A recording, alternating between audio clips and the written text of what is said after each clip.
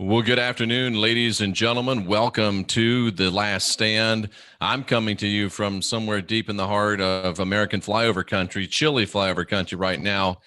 Jay Campbell, of course, is out in the land of opportunity, and we're welcoming in today our special guest, Joseph P. Farrell. You've heard him on Coast to Coast AM. You're familiar with his books, and it's an honor and a privilege to have you with us here today, Joseph. How are you?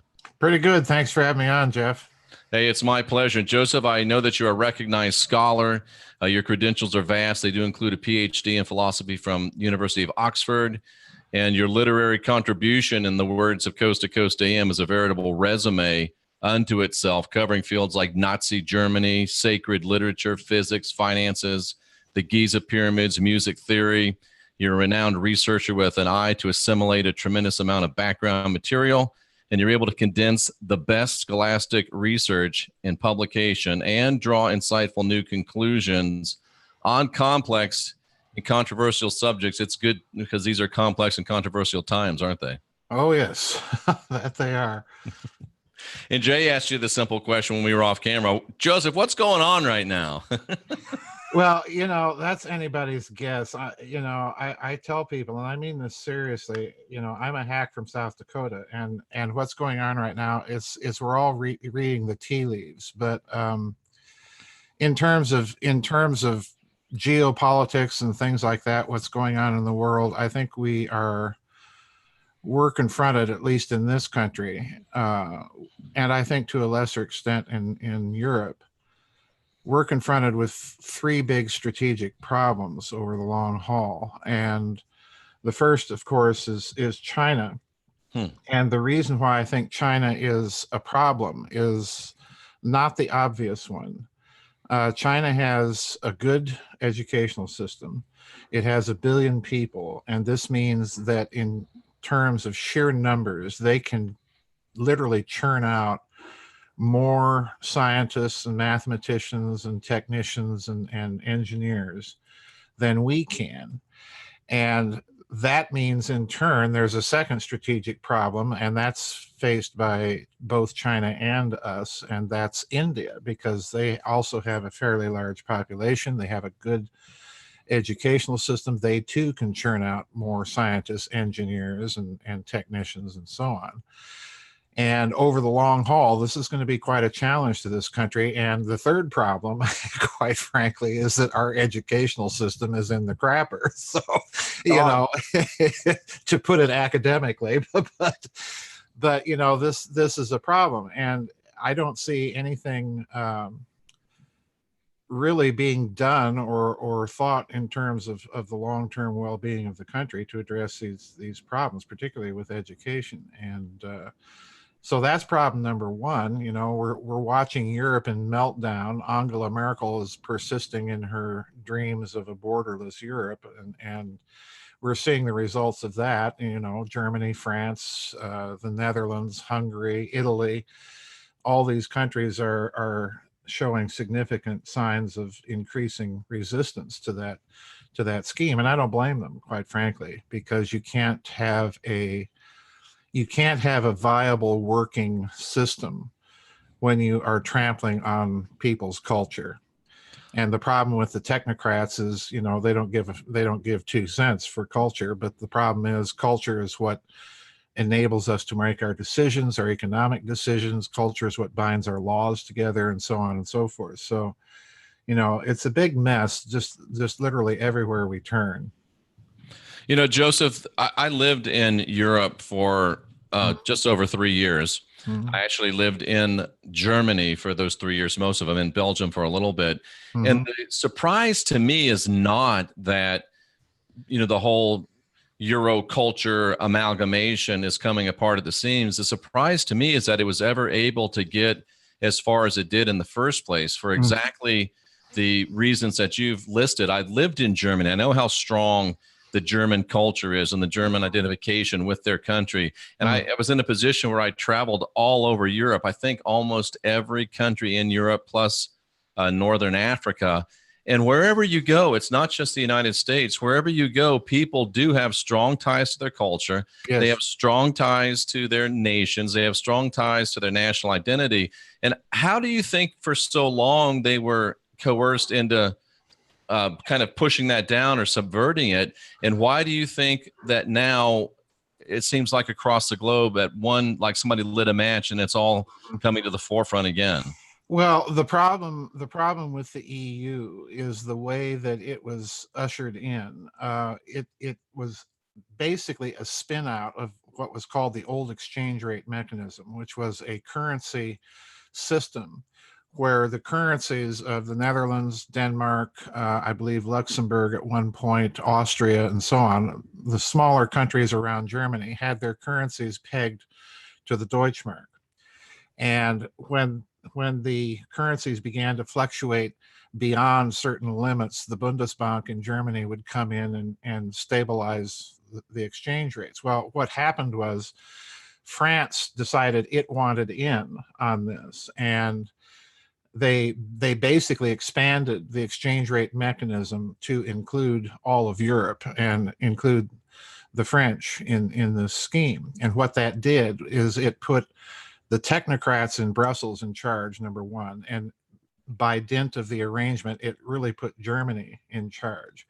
And the problem there is you've got different types of economies in Europe. You've got a fairly strong Northern European economy with a fairly good heavy industrial base in Germany and places like the Netherlands.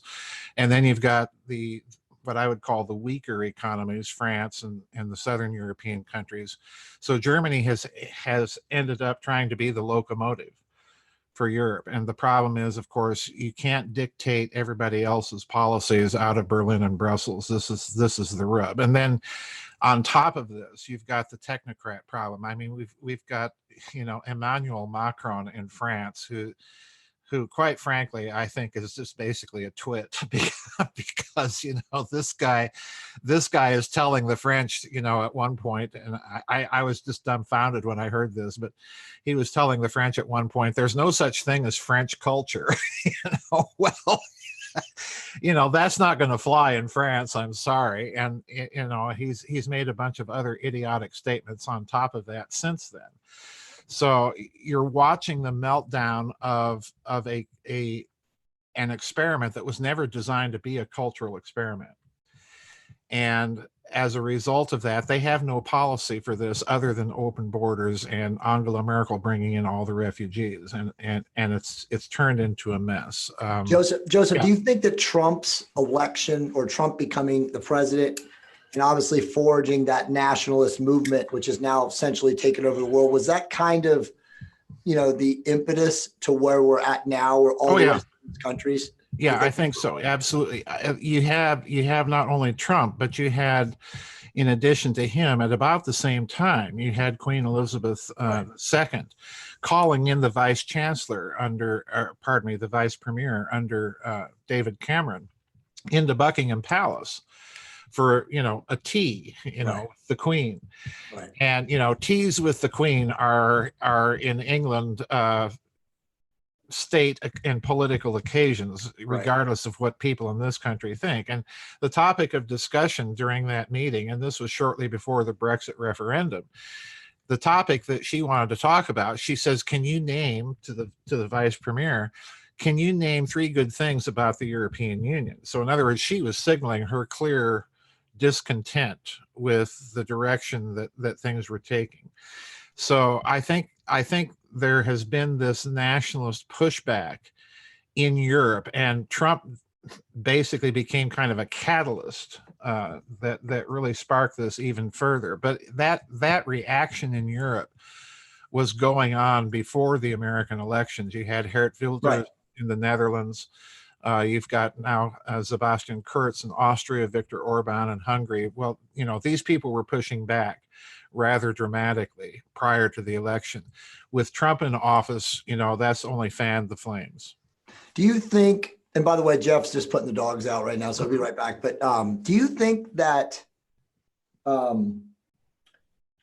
Trump overall is what he's made out to be in the media, which again is this, maverick, not connected to political parties at all? Or is that the ruse, in your opinion? Well, I was saying prior to the election, and I still tend to this view, although it's weakened considerably. But prior to the presidential election in 2016, I was of the view that we were basically confronted with two deep state candidates, with Right. Hillary Clinton and Sure. Donald Trump. Sure. I do think that there was a faction within the military, and let's remember, Trump is a real estate developer. He's Absolutely. heavily into the casino business, so he's got ties with Yep. with the mob. Of course. So you have a deep state faction backing him. You had a deep state faction obviously backing Hillary Clinton. And what I think has happened since he's taken office, he was a maverick. I think he's learning the political game fairly quickly. Right. I don't think he expected that he would be confronted with this gale of opposition, this hurricane of obstruction and Right. Stuff that he's been confronted with.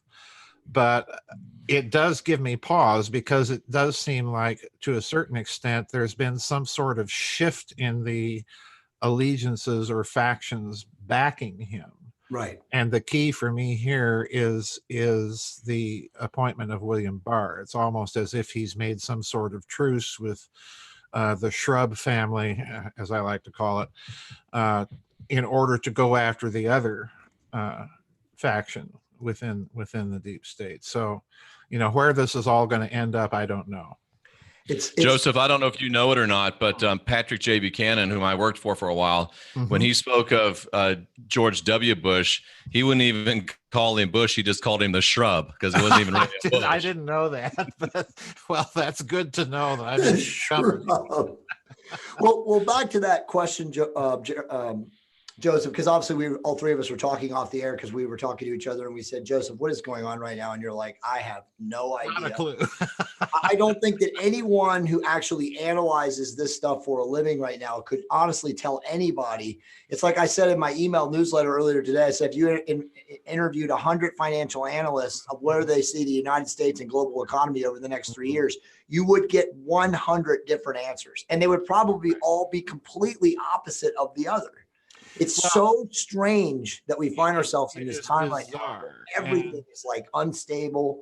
There's no way to really know. And going back to what you just said with Trump, it does seem like, we agree, Jeff and I talk about this a lot, it does seem like he's being played by both sides, five sides. It's like this 3-dimensional, 5-dimensional. I don't even know. It's crazy where he is. I do know this. Tomorrow night, he has absolutely told everyone, and I don't see it changing, that if Pelosi continues to block him, which by all rights she will, he's going to declare a national emergency and get funding and start building the wall. I mean, they've already got like design specs they're putting out online.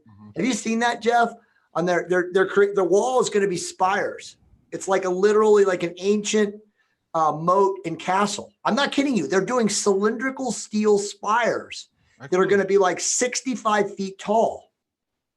So there's no way to scale them. I mean, it's pretty crazy, but they've already put the blueprints all across online. So it's going to happen. I don't see it happening. What do you think about that? The reason I think it's going to happen is, I said about 10 to 12 years ago on George Ann Hughes' show called The Bite Show, that the Anglosphere oligarchy, the plutocrats, were going to have to reshore industry into this country. Right.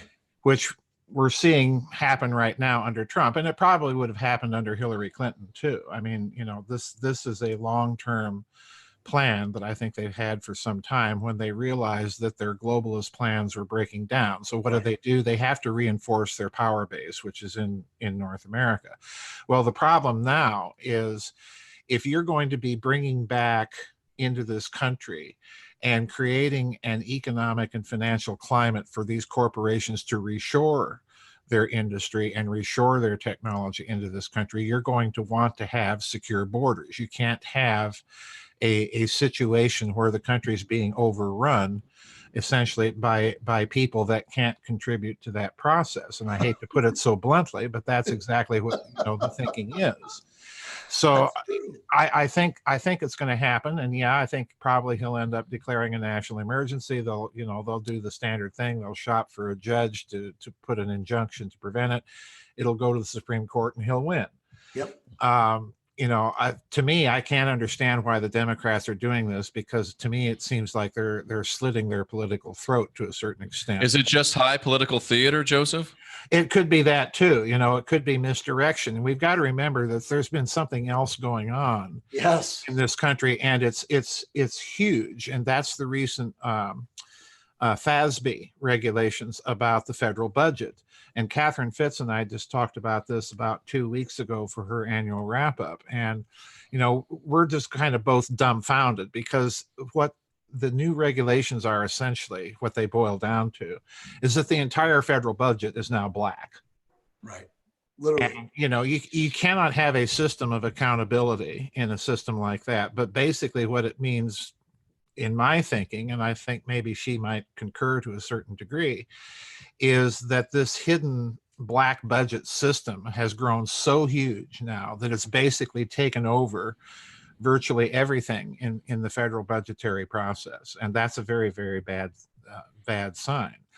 On top of this, we've got Dr. Mark Skidmore and his article in Forbes, where he tracked the missing money, and yeah, there really is $21 trillion of missing money. So there's all of that going on, and when you couple it with the strategic situation that I think is going on with China and India, it looks to me, to put it bluntly, like these people are in a hurry, because they know that they put their chips on the wrong number and it didn't come up. So now they're in a hurry to get all this done. Well, let me pose a really esoteric, speculative scenario in theory to you. I've been watching these guys. You probably have seen it. Somebody's probably saying the email. Jeff, you might know. I forget the name of it's a YouTube channel, and they're talking about the micronova.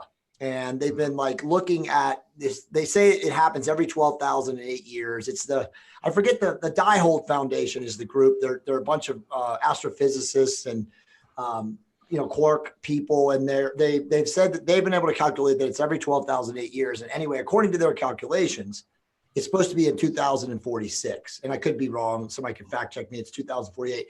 Could the money that's being stolen, and we know it's been stolen as far back as 2001 at least, and probably way before that. Oh, much before. Money be used? Because as you know, Joseph, and Jeff and I have talked about this, the people in HUD are involved. Oh, yes. In the money. So are they just building underground facilities to prepare for whatever is coming, hypothetically?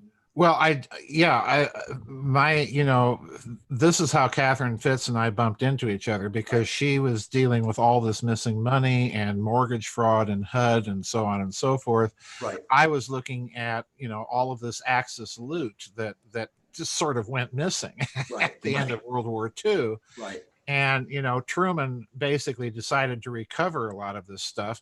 And when he did, he made it top secret. In other words, he kept it entirely off the books. This is not even black budget. This is even more deeply hidden. Right. And he turns all of this over to the National Security Council. So in other words, he puts the American intelligence, military industrial complex in the banking business. So yeah, I suspect that a lot of this money has been used, in the decades since the end of the Second World War, has been used to build out infrastructure. It's been used to finance deeply black research projects and technologies. And you can see the signs of it, because these things are beginning to trickle out. Lockheed Martin a couple of years ago came out with this commercial about their little fusion reactor that can sit on the back of a truck. Right. And I blogged about this, because you look at this fusion reactor and it looks exactly like Philo Farnsworth's patents from the 1960s, So all of this stuff went deeply black, and they're slowly kind of leaking this stuff out and letting us know, hey, we've got all this stuff. the fires in California to me are a big sign that these people have their hands on some pretty sophisticated technology, and they're practicing disaster capitalism to get people off their land so that they can bring in, all of these technicians and so on that they want to bring in and expand Silicon Valley. So yeah, I think that's definitely a possibility, Jay, because if you rationalize it this way, that huge amount of money that's been in play but off the books since the end of the Second World War, that's far beyond any financial requirements that you would have for covert operations. Right. Absolutely. It's an amount of money that would sustain what I've been calling a mega Manhattan project for that amount of time. Sure. Now, what they're doing with that, that's anybody's guess. So Joseph, I mean, first off, I just want to tell you, it's an honor to finally talk to you. I mean, I've been the biggest fanboy. I've read all of your books. Well, as I said today, I've only read 18 of your books. Well, I've read the majority of them, and you've just always fascinated me, and you have such a keen wit, and you've always gone down similar angles that I always found fascinating. And just talking to you right now, and I'm sure Jeff agrees with me, we could go so many different directions with it, because you brought up the California, where I'm at, which, I mean, those were clearly directed energy weapon fires. Okay, we know that. We've seen all the videos, we've seen the pictures and the imagery. You've seen metal, it burns, through 6 inches of steel. You see the shrubbery and the weeds and the trees around the homes are not even touched. I mean, it's absurd. And they obviously use the energy. What are those? What were those boxes, Jeff, called? Those smart panels. Smart meters. Smart meters. Yes. Yeah, I think that it's either an exotic energy technology or it's a broadcast technology through the power. Could be both. Itself or both. Yeah. There's just too much anomalous detail about those fires. And, now I'm hearing from people in Southern California that, their house insurance is being canceled because, supposed fire danger. And so I told Jeff this, that when it all happened in November, when we were watching it, I remember when the first fires, I was literally at the gym and I was on my exercise bike and I was watching the fires when they first happened. And I immediately texted Jeff and I said, dude, I just got this major intuition. This is some sort of giant insurance scam. Yep, I remember that. Yep, you're going to see this, and then boom, remember it happened in Paradise, and then it went down the whole straight thing. And you probably have seen this too, Joseph, but it just coincidentally is in the area where the state of California has been fighting with some corporation on the giant convection train that was to go from North. Yeah. So I'm sure that train will show up. Let me ask you this, Joseph, because obviously I wanted to bring in The Grid of the Gods and all your books, the exo stuff. Do you believe, before we get into the Nazi International, before we just continue in the same thread that we're in right now, do you believe that we, the deep state, whoever's governing this world right now, this planet from a human experience, is under the control of an off-world intelligence or interdimensional or astral intelligence? I mean, a lot of people do believe that, but what are your thoughts on that? Well, let me put it this way. Over the years that I've known Catherine Fitz, we've puzzled about this problem of the missing money. And it was, I think, maybe about a year ago or so that we came to the conclusion that this money, this vast amount of liquidity in this hidden financial system, if it were plugged into the public system directly, we would see massive inflation, right? Which we're not seeing. So I view this situation like an electrical circuit. You've got money representing the power, right? That's going into the system, and it should be popping out at the load end somewhere, but it's not. Right. So where's that money going? And we came to the conclusion that some of it might even be going off world. Has to be. Yeah. So, who knows? Or Antarctica. or Antarctica. There's so much strange nonsense going down there. Again, it's anybody's guess. I'm certainly not in the blue chicken camp that, it's Corey Good. Thank God. Joseph, the thing that keeps coming into my mind is, most Americans are so woefully uneducated and certainly woefully uneducated about history. And they think Nazi, all they think of is the horrors that happened. But what Nazi really means is National Socialism, which essentially is the government, not ownership of all the means of facilities, but control of the companies that do all of the means of production. Right. Now, in that sense, or in any other sense, do you fear or feel or foresee a return of true National Socialism, true Nazism? And if you don't want to do it above board, can keeping all the money behind the scenes and directing it where you want it to go be a way of unofficial Nazism? Well, let's look at it this way. There was an interesting article that appeared prior to 9/11 in Pravda. And it was written by a Russian economist. Her name was Dr. Tatiana Koryagina. It appeared, I think, in July of 2001, so a couple of months before 9/11. And in the article, she stated that the United States would shortly undergo terrorist attacks on its own soil, but that these attacks would be carried out by a small group of individuals that represented kind of an international cabal, if you will, that had assets in excess of $300 trillion. That's with a TR, okay? Wow.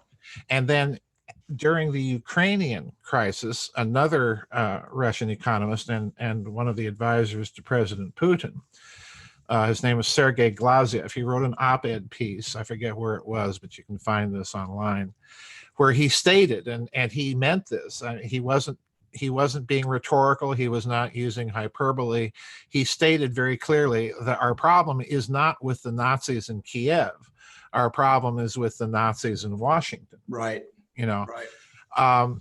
The way I view it is you're looking at the emergence of a kind of a fascist culture in this country, but with a different twist. And the twist is it's no longer the government telling the corporations what they can and cannot do. It's the other way around. Right. And the reason I say that is if you look at statements of Donald Rumsfeld before 9/11, if you look at I forget what his name was, the Congressman Grayson from Florida, or Cynthia McKinney during those hearings that they were having in the House. They were trying to get a handle on, the accounting and budgeting procedures at the Department of Defense. And I remember very vividly, Cynthia McKinney was asking representatives of the Department of Defense for the contracts of who handled the data for the Pentagon. And the lady didn't have them and couldn't produce them. So in other words, everything's been privatized. Everything's been privatized. So it's really the other way around, the way I'm looking at it. It's now the military industrial complex that President Eisenhower has warned us about has taken over. And if you wonder why the government is not responsive, to we the people, that's why. Right. We've had a silent coup, haven't we? Yeah, yep. We've had a silent coup, in effect. A corporate charter doesn't enshrine the Bill of Rights in its corporate charter. And there you go. Yeah. But Joseph, you obviously decoded all of this in your Nazi books way back when. It's like you said, this started in 1917 or 1918 in the planning of World War I. The long range end game of the Nazis was, like you just said, to corporatize the United States. Well, not the United States, but to corporatize the global government. Mm-hmm. Yeah. And they did.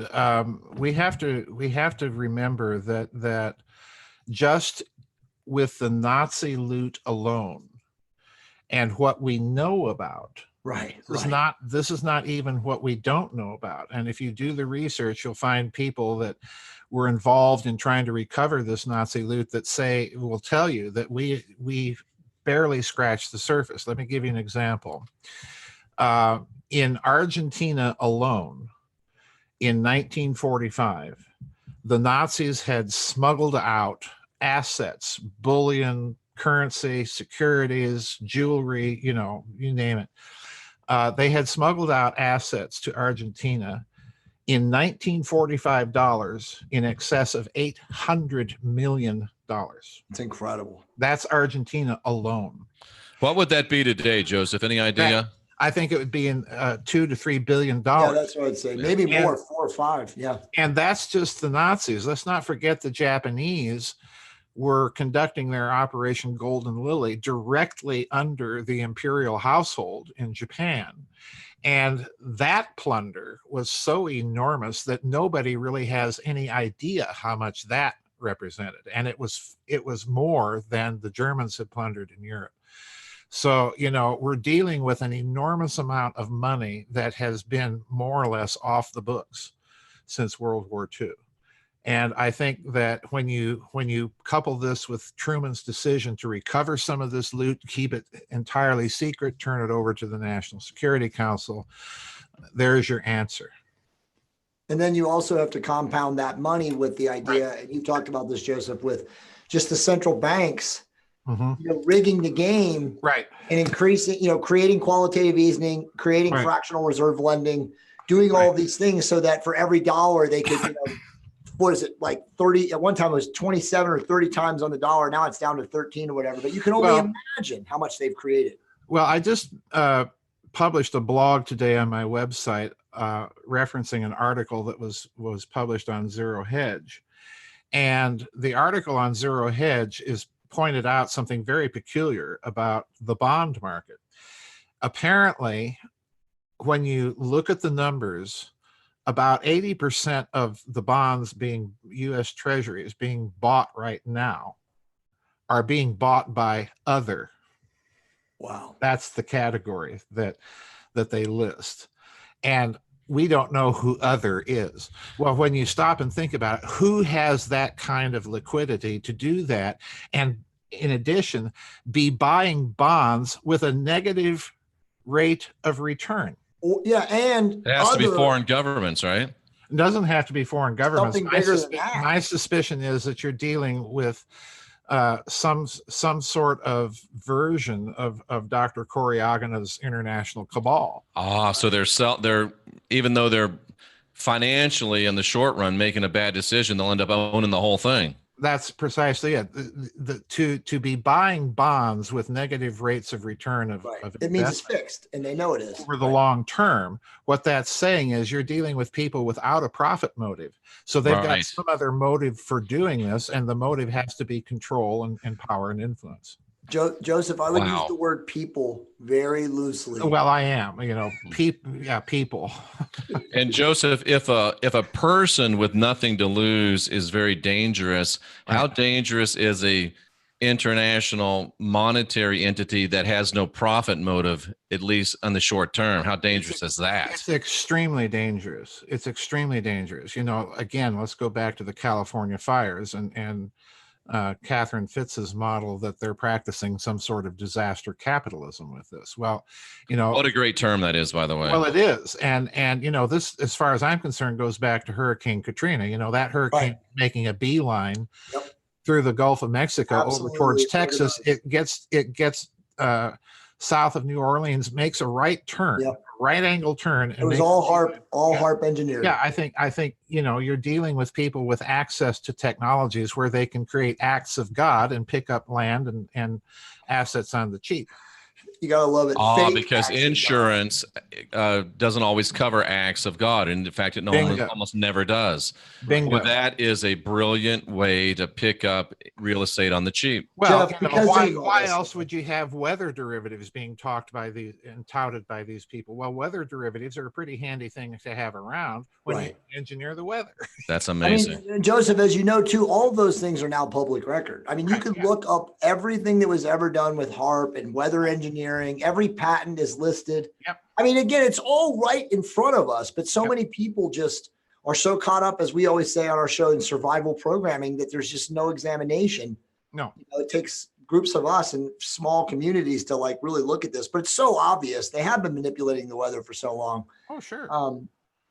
I mean, it's crazy. I mean, so where do you think then, from what we're talking about right now, we know that there's massive manipulation of the equity markets. Mm-hmm. So in your opinion, and I'm sure, Catherine, you guys talked about it on your summary, where are we as far as, so this is my statement, and I'm an analyzer because of my real estate business here in Southern California of the capital markets and also the historical precedents of the economy. Joseph, in the last 76 years up until last year, so it's now 77, every single real estate market peak to trial has been 7 to 10 years, every single one. Mm-hmm. So now we're 10 years and 4.5 months, really 5 now, past the last decline, the last, drop, which was obviously, the mortgage controversy stuff in 2008, when Lehman Brothers unraveled. Where do you see this going? I mean, I've been telling Jeff that we're already past the sell by date.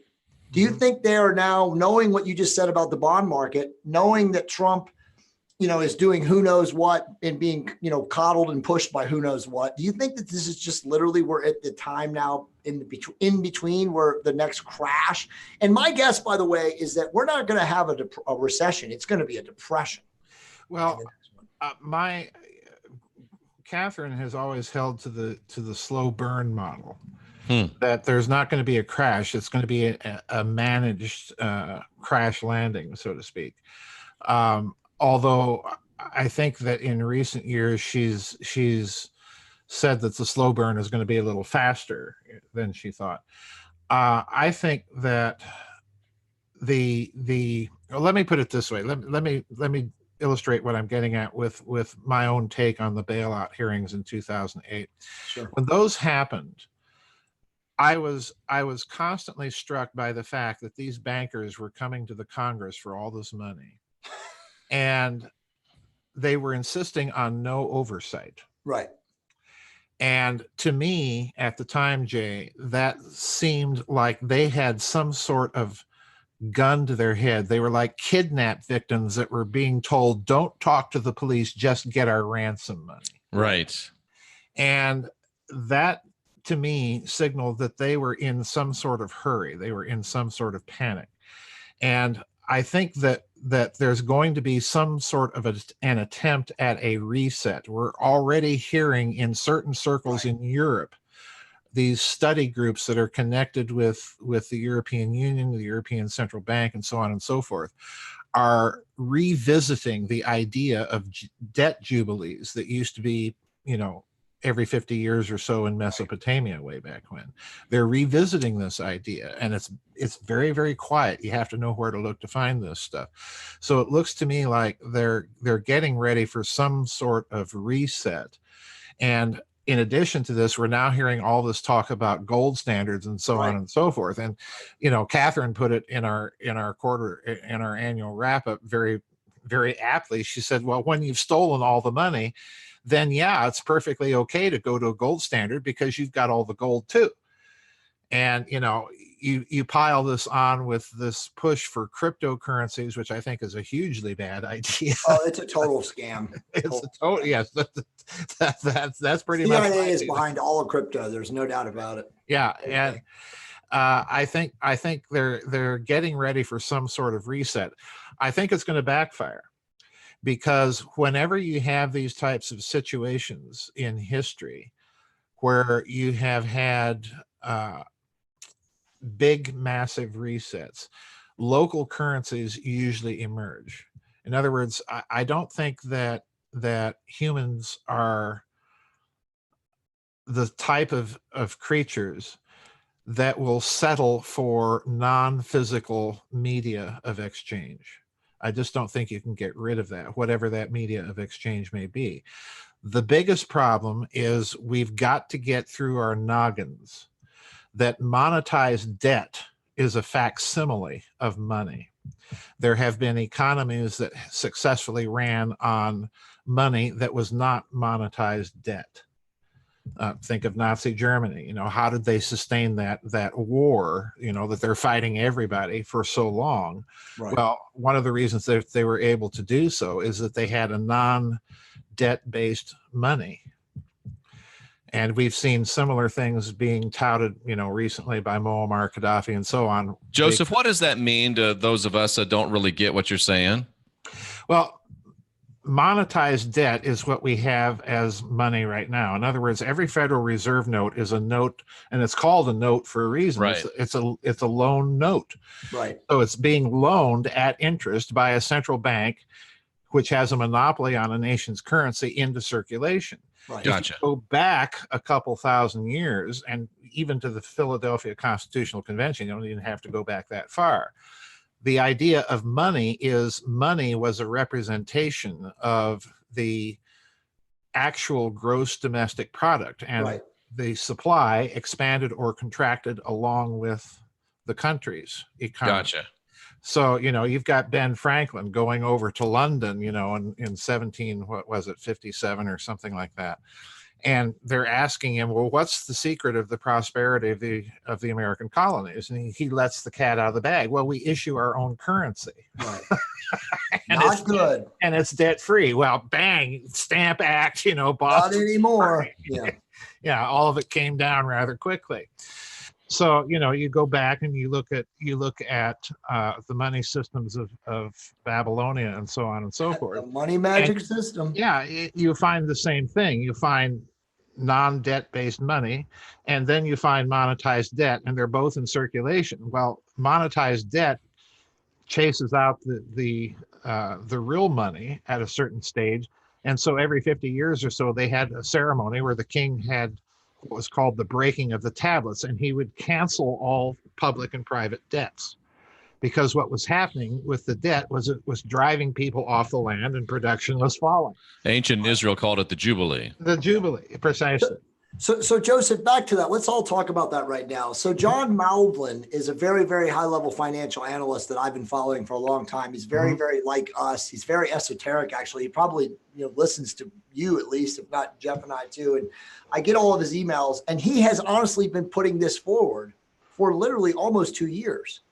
And he says there is absolutely, he calls it the Great Reset. He said there is no way, he's 68 years old. He's like, I've been in this game for too long, and there's no possible way, knowing the astronomical levels of debt that we have globally.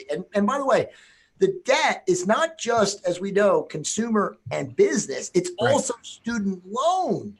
Student loans are astronomical. So all of these combined, he says, is not calculable. There is no way that we could ever recover it. We can never even print enough money in the fiat currency to overcome it. So he does say the same thing that you're saying. So if that is a possibility that they have a great jubilee, some sort of a gigantic global reset, do you have any idea what that would look like? Well, if it happens, no, I don't, because the central bankers are going to want to maintain their monopoly. Right. And this is the problem. Let's look at it from their perspective for a moment. When the bailouts happened, one of the biggest things that is forgotten about the financial system is the amount of credit default swaps and derivatives that are sloshing around in the system. CEOs. And they are in excess, I think, of 14 quadrillion dollars. So you're right. You can't take them apart. Which is more than the total gross domestic product of the planet. Yeah. All that right. we know of. Now, the problem here is, from their point of view, is they've got all of this bad paper on their books. What do? What do they do to cancel that? What do they do to recoup losses? The only way that they can do it, and here it comes, is to go out into space and get the actual assets that are out there. And what do we hear in the last 5 to 10 years? Asteroid mining. Yeah. This asteroid has, $17 quadrillion worth of stuff that we can go get. So from their point of view, it makes sense.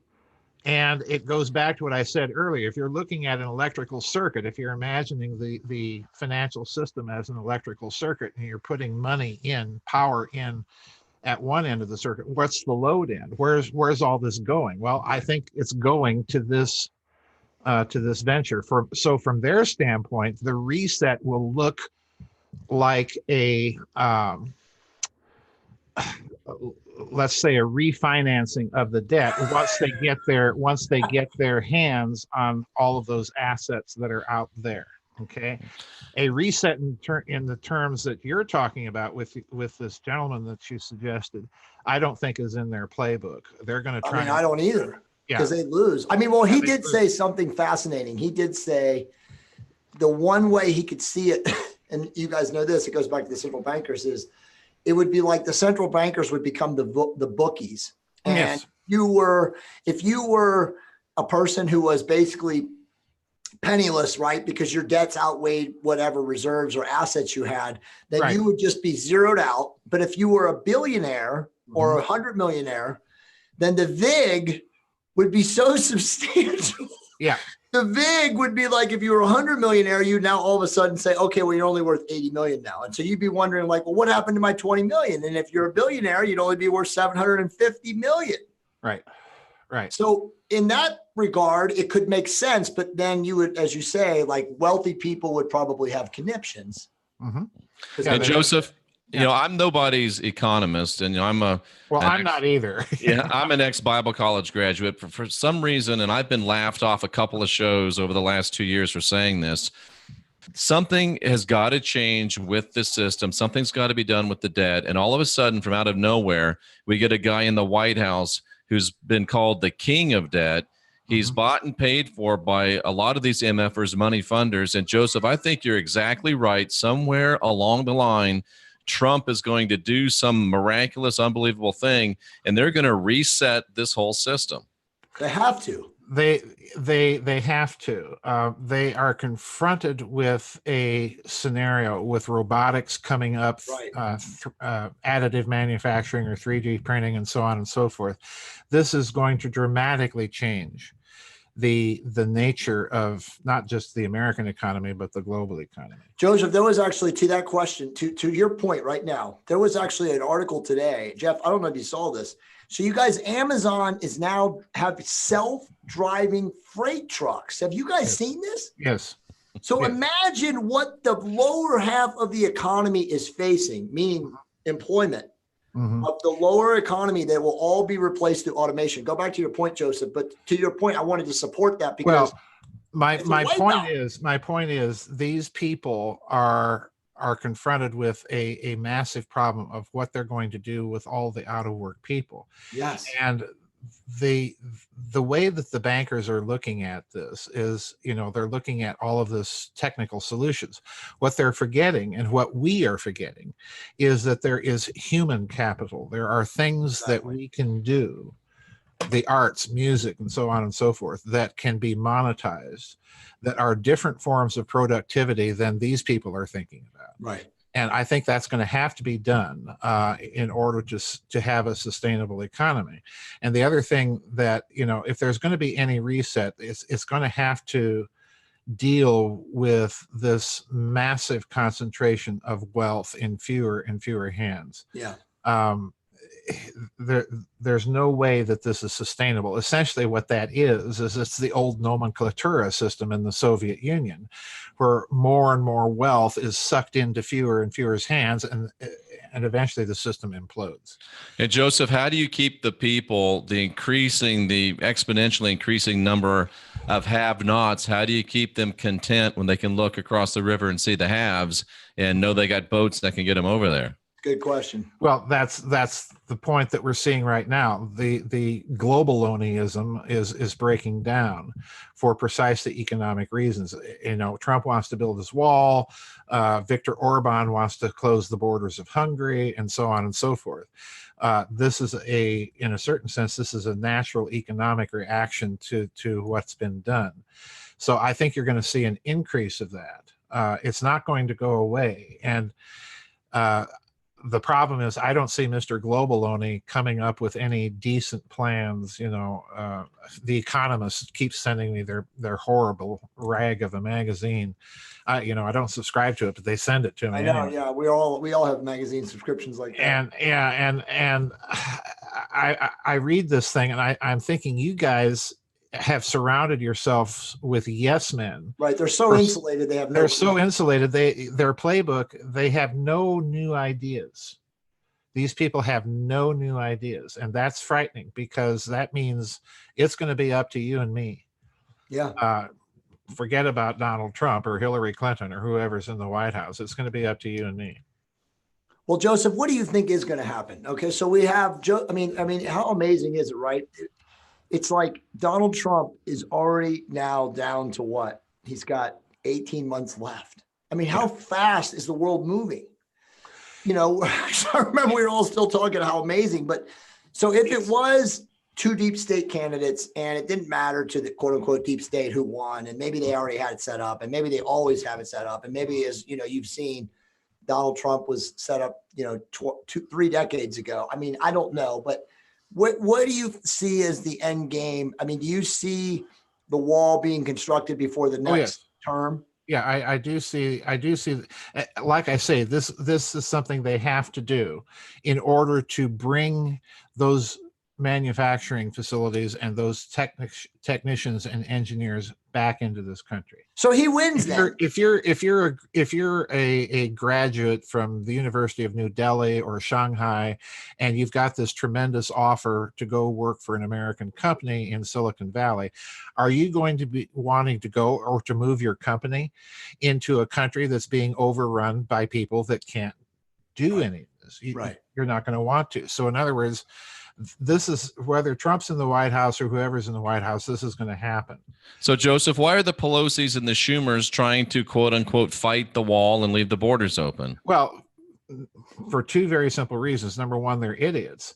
But number two, they have that particular political party has gambled on these people being their voting base. Because they can't get elected if the people don't keep coming across the border. Right. They cannot get elected any other way.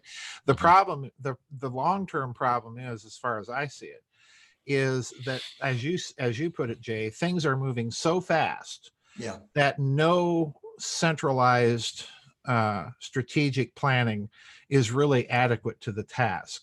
So in other words, I think as a concomitant feature of the situation that we're moving into, you're going to see increased decentralization. So what do you see? Well, Texas has just built a bullion depository. Arizona, Montana, North Dakota have been passing these constitutional money resolutions. So in other words, you're seeing already the little signs of pushback at local and regional levels against the centralized monster in the swamp. Will they allow them to do that, Joseph? Will they allow them to keep going down that road? Well, that's a good question. The only way they can stop it, really, is by increased centralization and tyranny. And I think tyranny in this country is going to backfire big time. I'd say the same thing. U.S. military will never fire on people in the state. In the United States. When does that become tantamount to secession if you're doing taking steps like that? Well, I think you have to look at it from the practical standpoint that it's already an act of secession in a sense.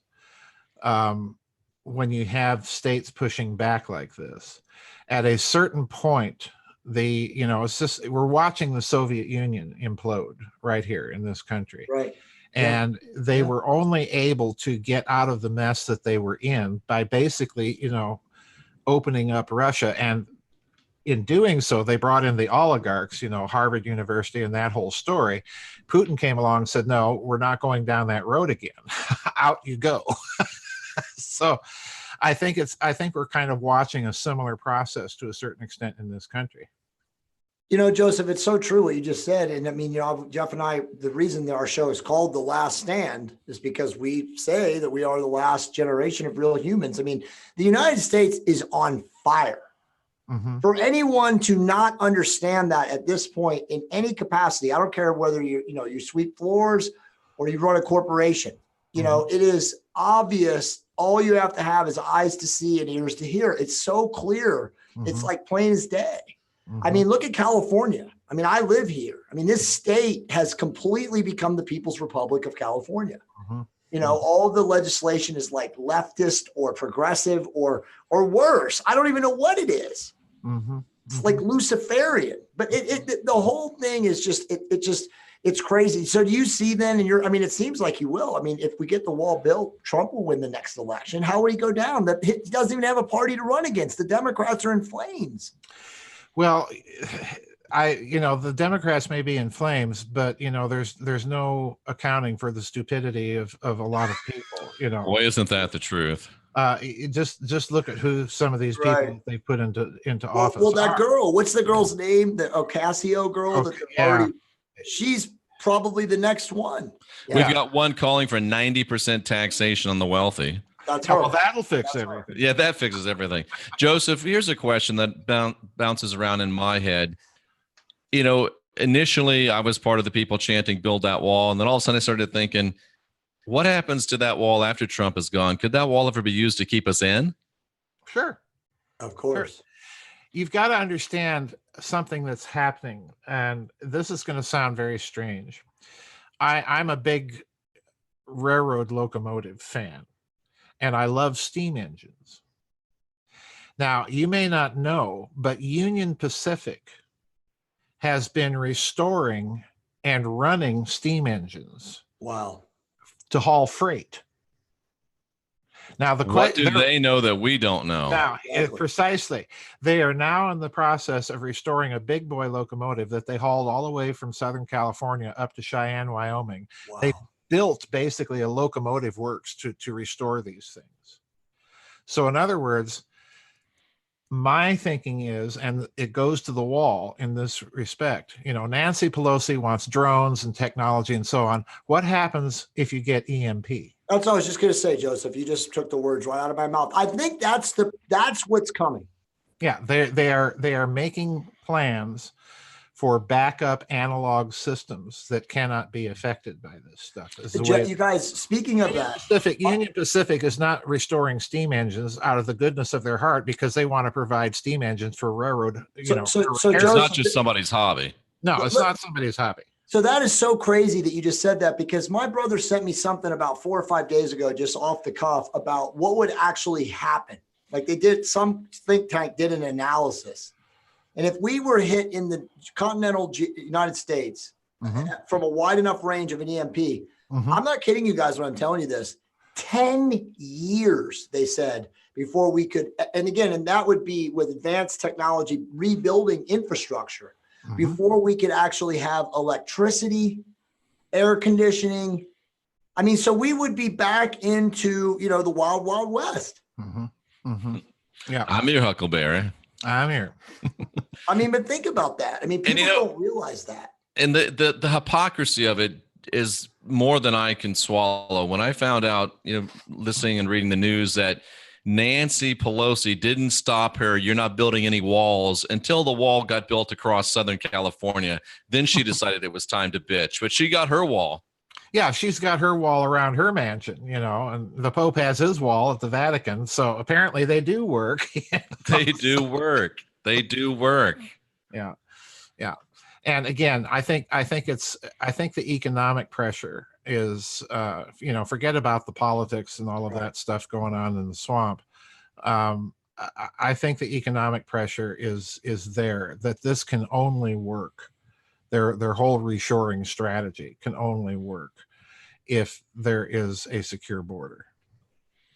Joseph, just some questions from the audience. Hey guys, thank you guys so much for watching.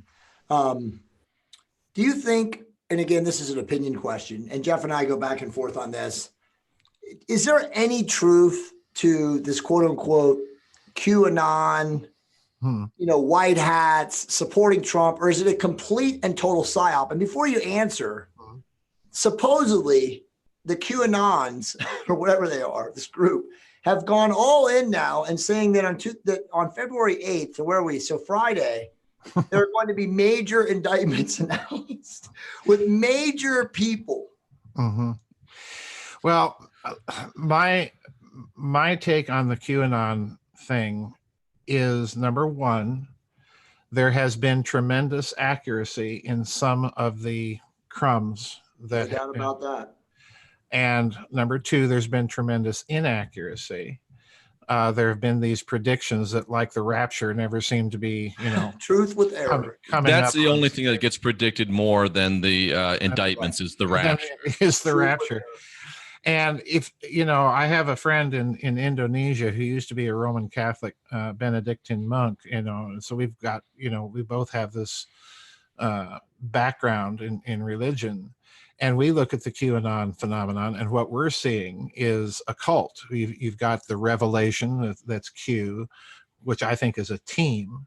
Of course. And you've got AI. Could be an AI. You've got the apostles, doing the interpretation of the revelation and keeping all the followers corralled.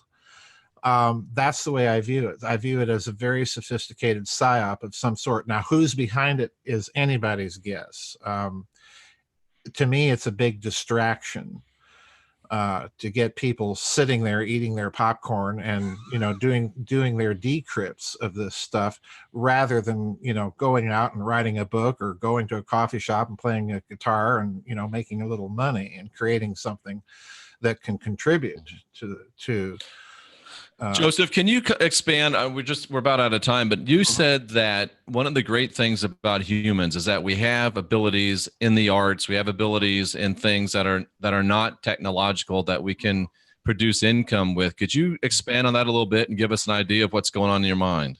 Well, I've been saying for many years that the problem in this country and in Western civilization, for that matter, is that we are being literally suicided, if I can use that expression, by the technocrats. Yes. They are attacking the three pillars right and left of Western civilization, which to me are Judaism and the idea of law, contract, and so on. Christianity with the idea of reason, incarnate logos, humanity has divine status, and humanism. So they want to get rid of the first two and keep the last one. And I've been saying for many years, as a consequence of this, that our problems are not political, they're cultural. And this is precisely what you see going on in Europe. Right. It hasn't really hit this country yet. But when it does, when people wake up and realize, and passing infanticide bills to wild applause in New York is a clue, that something is way off here. 9-month term babies are okay to abort. It's just nuts. It's demonic. It's demonic. And people, I've been saying, are going to have to own the culture. And what I mean by that is you're going to have to take responsibility to preserve as much of it as you can and to hand it down. And by handing it down, I think the best way to do that is to become involved in whatever creative activity that suits you and try to monetize it. Right. What a brilliant suggestion. And, the more you talk, Joseph, you sound him back a lot on. more like Patrick Joseph Buchanan. We got to have Joseph back on too. We know he's running on fumes right now, but that's okay, guys. This is stimulating. I'm wide awake right now. We got to try to get Pat Buchanan on this program. Sure, why not? have both of them. Well, Jeff, if you're done, I want to keep asking Joseph a couple questions. If Joseph wants to stay, I'm all for it. But we really ought to try to get Pat Buchanan on this show. I'll put in some inquiries. That would be awesome. Bring Joseph on when we get Patrick on too. That'd be great. I'd love it. So Joseph, then just back to the grid of the gods stuff, because we kind of didn't really cover that. And I didn't want to go deep into that because you had so many conversations. I mean, so many amazing books that you've written about that. And, you and I have shared a conversation on Facebook, but do you think that we are at some form or some level within the next 5 to 10 years? I mean, obviously we know that there's been controlled disclosure happening in Hollywood and with, a lot of things, with like socially, I would say like, extraterrestrial technology, interdimensional technology, whatever it is. But do you think that we are close to a moment where there is going to be a gigantic global disclosure where everyone is going to be notified that we're not alone? Do you think it'll ever happen? Oh, wow. I have my doubts that it will.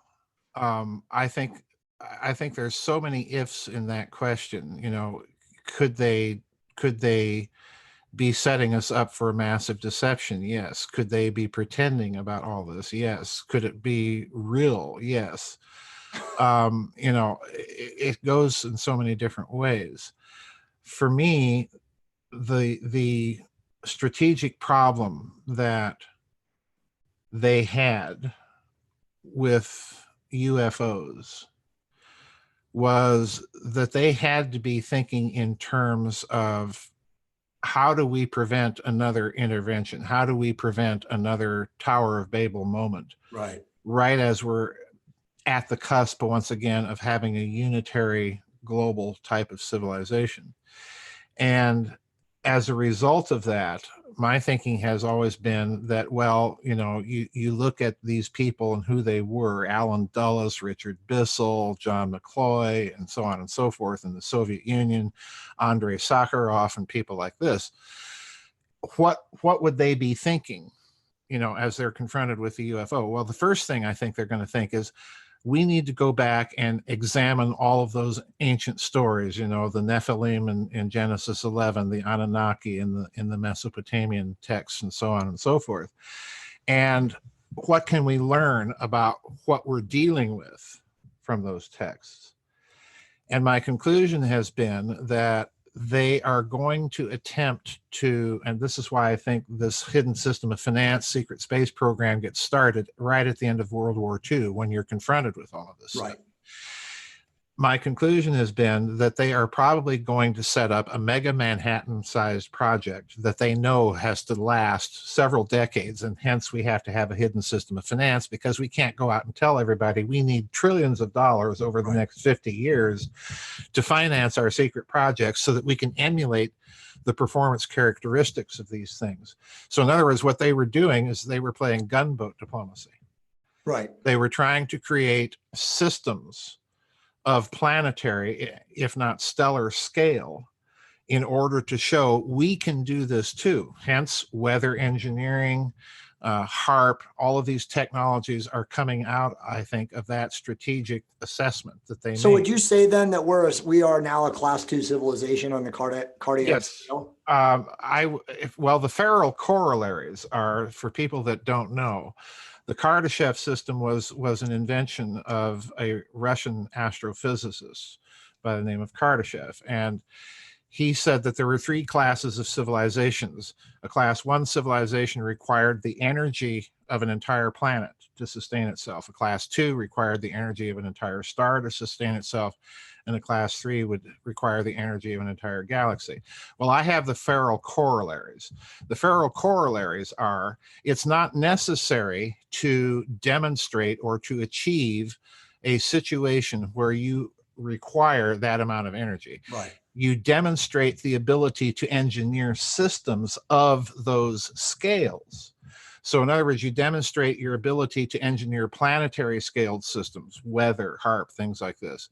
You demonstrate class 2 capability by your ability to manipulate the sun, which I think that they can do.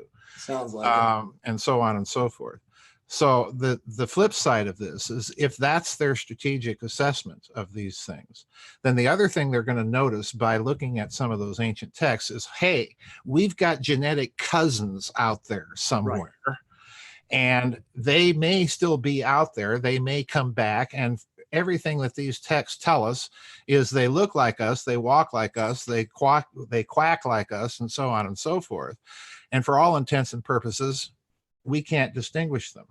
So what's the other thing you need to do if you suspect that? And if you suspect the nightmare scenario, like the old television series, The Invaders, that, they're here and they're infiltrating the government and corporations and everything else, how would you detect them? Well, there's only one way to do that, and that's genetics, DNA. And lo and behold, what do we find? Well, we've got all these companies wanting to test your DNA, and some of them are sharing the results with the FBI. Why the FBI? Well, the FBI is going to tell us, well, we need a national database of DNA so we can catch criminals. But there could be a hidden purpose to that. Right. They're looking for a national database because our mission brief is counterintelligence. And that means catching spies. They're literally searching for those from elsewhere living amongst us. Yeah, it's all speculation, but it could be that's something to factor in here. Fascinating. That's a fascinating speculation right there, ladies and gentlemen. That's why they made the movie The Men in Black. I mean, aren't there some glasses that we could just put on, like in They Live, and They Live, yeah. Catch them in the act. Yeah, exactly. Joseph, do you think that there is a society of people from other places than here on this planet right now, walking around, interacting, God forbid, gulp, interbreeding? Well, let's put it this way. I'm not philosophically opposed to the idea, and certainly things are so crazy, Right, that there does appear to be some manipulation coming from somewhere that doesn't make much sense. okay, so hold on. So let's stay there. So to that point, and Jeff and I talk about this on literally almost every show, they are manipulating our endocrine systems with endocrine disrupting chemicals, with the GMO food. We know they're spraying the air. We know that they are blue lighting us, which causes damage to our optic nerve, causes all kinds of problems to our dopaminergic signaling pathways and our synaptic pathways. So we are facing a full-scale frontal assault on humanity.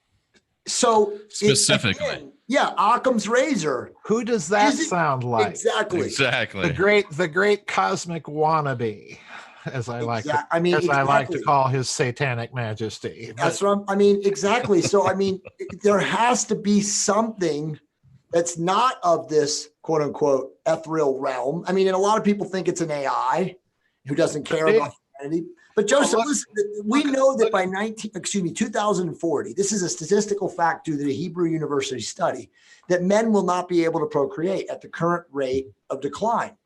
So it's like, if that's the case, are they just going to just depopulate us completely? But some people won't believe that, Jay, because it came from Hebrew University. Well, let's look at AI for a moment here, because if you look at the markets, if you look at the equities markets, if you look at the commodities markets, virtually most of the trading is now being done by the so-called dark pools. It's absolutely done by computer algorithms. And people wonder why the markets are not reflective of human market activity. Well, that's why.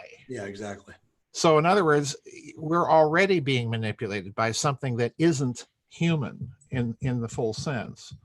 Humans still program it, but humans cannot execute trades in billionths of a second. Absolutely the truth. And as a result of this, you're getting a reflection in market activity that's not really reflecting human activity. This is, to me, a huge problem. So AI is already taken over in many respects. It could be, yes, it could be. Yeah. Just look at the flash crashes that happen every now and then. The last one I think was 2015, something like that. 2015. The flash crashes, you get these sudden drops, particular stocks, and then bang, they come back up. And this is not reflective of human trading activity. So in other words, you could be dealing with a system now that to a certain extent may have gotten out of control. Great point. And Joseph, we're talking about open borders, we're talking about walls. How much of the reticence on the part of some political people to stop open borders has to do with the amount of money that's being made on the international import-export business, let's say? Oh, yes. I think that's a huge part of it, because what you're doing by shutting borders is you're shutting down the drug trafficking, you're shutting down the human trafficking, you're shutting down the trafficking in human organs, and so on and so forth. And that's adrenochrome. That's a huge chunk of this off-the-books system of finance. And who could be against stopping those things? I don't get it. Precisely.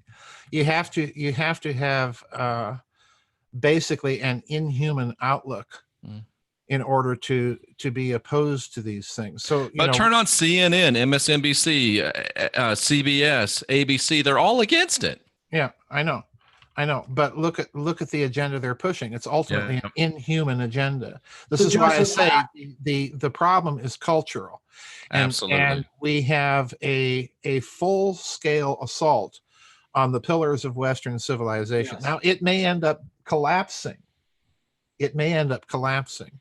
But there are signs that it's being planted elsewhere.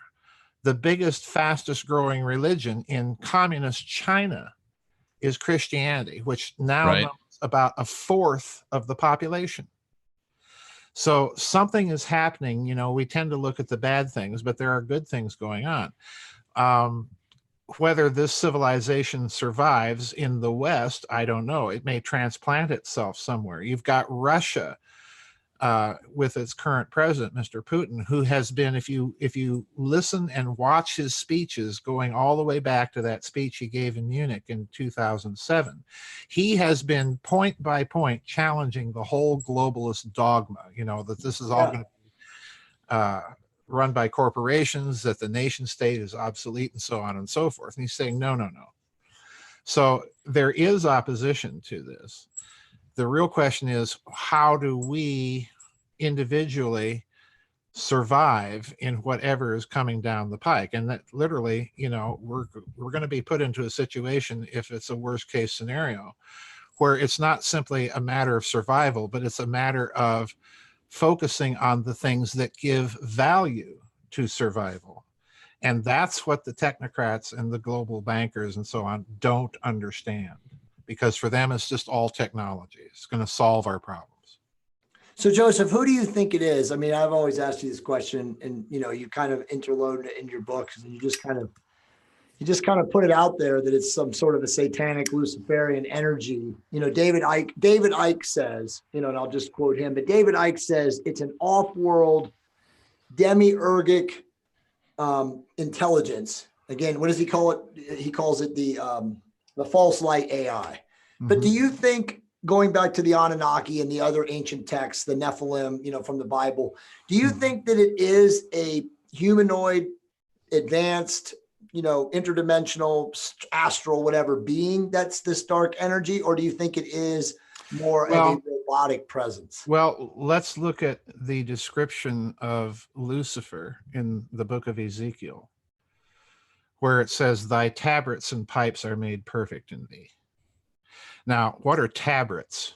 Well, it's an Old English word for a membrane.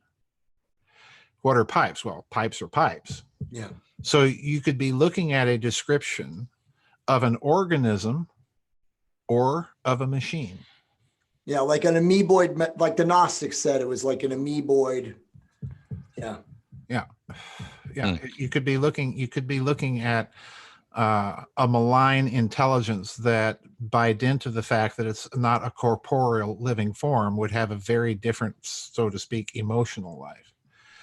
And if you're viewing things in that way, and I'm certainly open to the possibility, then you're dealing with something that ultimately has an anti-human agenda. And it's being reflected, by all of the things that we've seen growing up in this culture since the Enlightenment: Marxism, Right, nihilism, anarchism, and so on and so forth. So, I think you're dealing, when you look at these people, you're dealing with people essentially that, like C.S. Lewis said years and years ago, kind of predicting all of this, you're looking at men without chests. So do you think that this being, this negative energetic construct, whether it's, from a religious angle, it's demonic, do you think it does possess its highest level human counterparts on this planet to allow them to do the things that we find so ghastly, like, pedophilia, child rape, child sacrifice? Sure. I mean, because isn't that really, Jeff and I talk about this all the time, that's the only logical thing that pops up in our head. How can a human kill another child? Look at the dedication of Saul Alinsky's Rules for Radicals. That's insane. He dedicates it to the ultimate revolutionary, Lucifer. Right. Okay, and names it. And you look at people like Hillary Clinton that, think this is a wonderful book. Well, whether you believe in a real devil or not, when you subscribe to the symbol of that kind of anti-human nihilism, right, you are opening your own soul to those types of influences, whether or not the devil is real. I happen to think he is, right, but whether or not he is or isn't, when you subscribe and consciously adopt that type of philosophy, it will begin to possess you. You look at the eyes of this Alicia Cortez or Acacia, or whatever her name is. Oh, she's already heavily under the influence. Look at her eyes. And what you see are the eyes of a fanatic. Oh, absolutely. Absolutely. Not just someone stupid, but a stupid fanatic. Yeah. Yeah. And who got elected by many more of her number, which is kind of scary. Joseph, in your studies of Nazi Germany, do you believe they were in contact with an off-world presence? I think that you have to see in Nazi Germany the first example in modern history of a technologically sophisticated great power that gave itself over wholly to that kind of spiritual influence. And the reason I say that is if you look at particularly Rudolf Hess, the deputy Führer, if you look at Rudolf Hess, he became a member of a secret society in Nazi Germany called the Thule Gesellschaft. And if you look at the Thule Gesellschaft, all of the trappings of what would eventually become the Nazi Party, the Sieg Heils, the swastika, all of this, it was there in that society. And it was a society dedicated to, let's just put it bluntly, the black arts. Right. So yeah, you see this religious dimension. Nazism is a cult. Peter Levenda is absolutely correct. It's a cult. It's a humanities cult with guns. Right. You look at the party rallies in Nuremberg and the huge stadium and the geometry and the lights. It's a religious ceremony that you're looking at, and at the center of it is this individual claiming to embody the will of the collective. Right. The hive mind. So do you think all the Axis powers then at that point in time were somewhat under a mass manipulation or a hypnotic influence so that because remember, look what the Japanese did too. They did the most sadistic things. The Italians did sadistic things. I mean, do you think that that's what happened, that this being, Lucifer, whatever it is? They were all technocracies, weren't they? Yes, they were. They were all technocracies. They were all convinced of the ability of their science to give them world domination. Yes. And they were willing, in the pursuit of that science, to perpetrate the most anti-human, the most inhumane barbarities in the pursuit of it. And that's the mentality, I think, that ultimately you're dealing with Mr. Globaloney. This is why you're seeing the pushback in Europe. They sense, the Germans particularly, they've been there, they've done that. The same thing with the Russians and the communists. Been there, done that, don't want to do it again.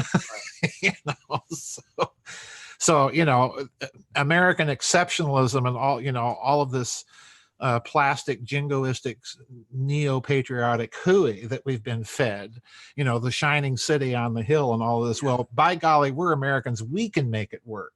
Right. It played better in the original German, didn't it? Yeah, it played better in the original German. So Joseph, what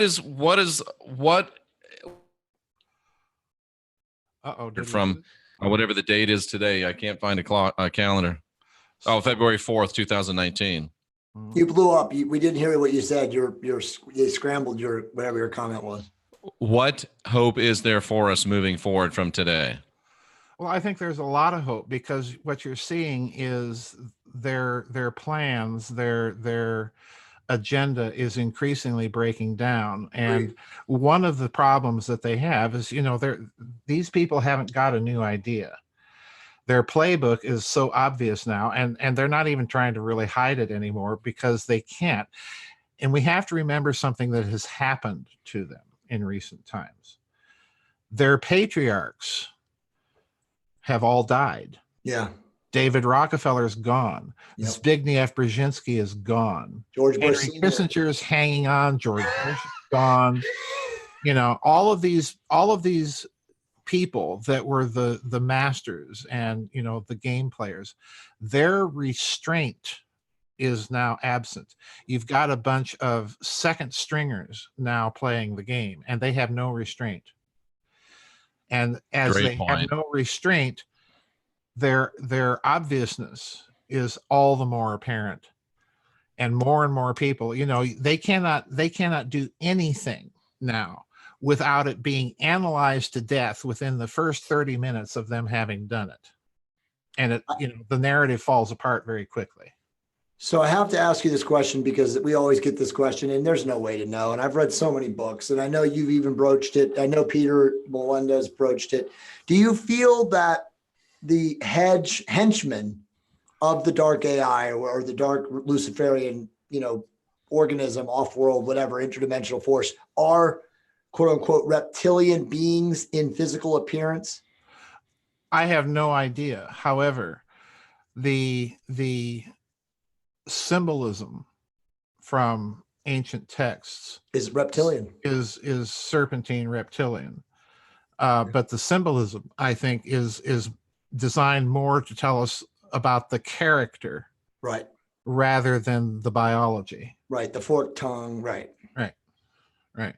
Yeah. It's just so weird because so many people, David Icke talks about it a lot. He's interviewed people who say that some of the royal bloodline family, they've seen them. I've met a person, I will not name this person, but she worked, I won't go any further. She's seen a quote unquote shape shifting of a person. So, I mean, obviously our prism, our dimensional prism from an eyesight perspective is very limited, where we can only see things in 3 dimensions or, limited scope. It's possible that whatever this dark AI is probably can also, with their technology or their advance in age and their, capabilities, they may be able to project thoughts into our mind too. And people see that, but it's not really that.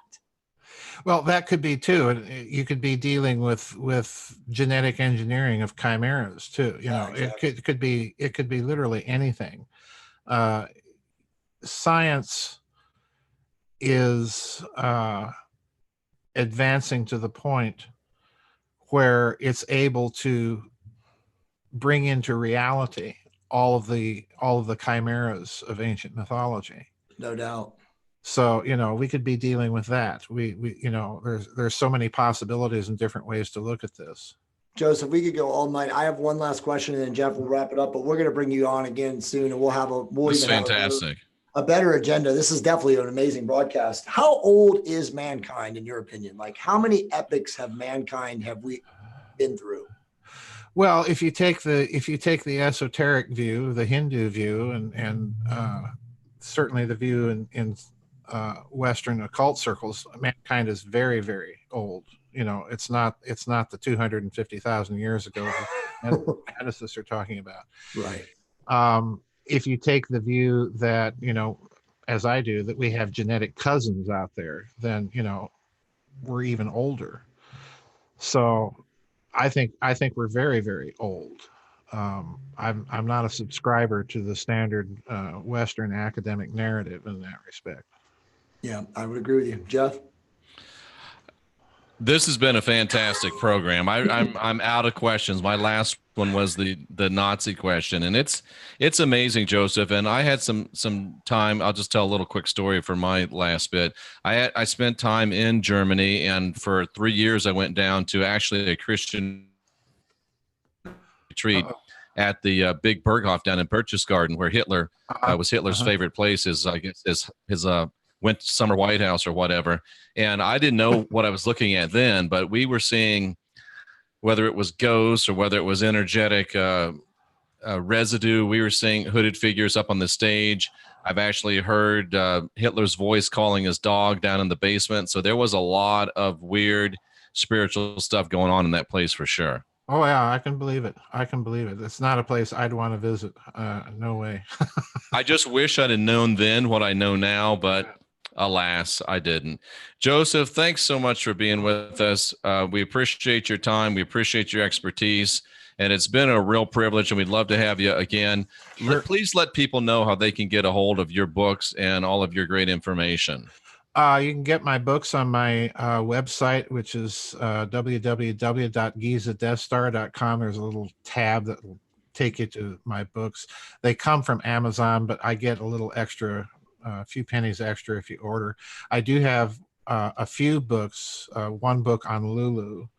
I'm starting self-publishing now. I've just kind of had it with publishers, but I do have a book on Lulu called Microcosm and Medium, which is the first book that I've done that way, which is not on the book tab on my website. But What's that book about? I didn't even know you had that. What's that book about? That book is about mind manipulation and music theory.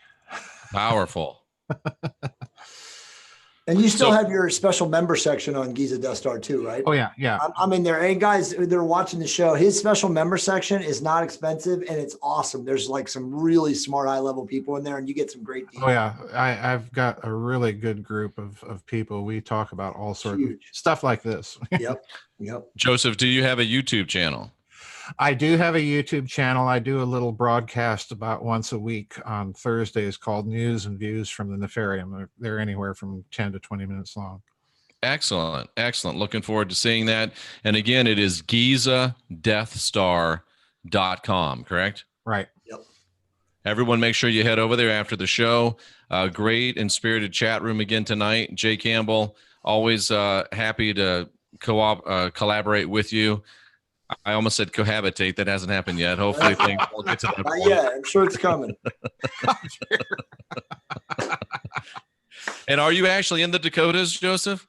No, I don't give out my location. Yeah, he's like, dude, I'm Joseph. I've had too many weird things happen, so I just quit giving out. That's why I say somewhere in American flyover country. That's somewhere in American flyover country. Yeah. It's a good way to put it.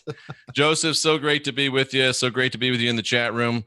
We do hope that we can have you again sometime. And thanks again for sharing with us a little piece of all of the great work and research that you've done.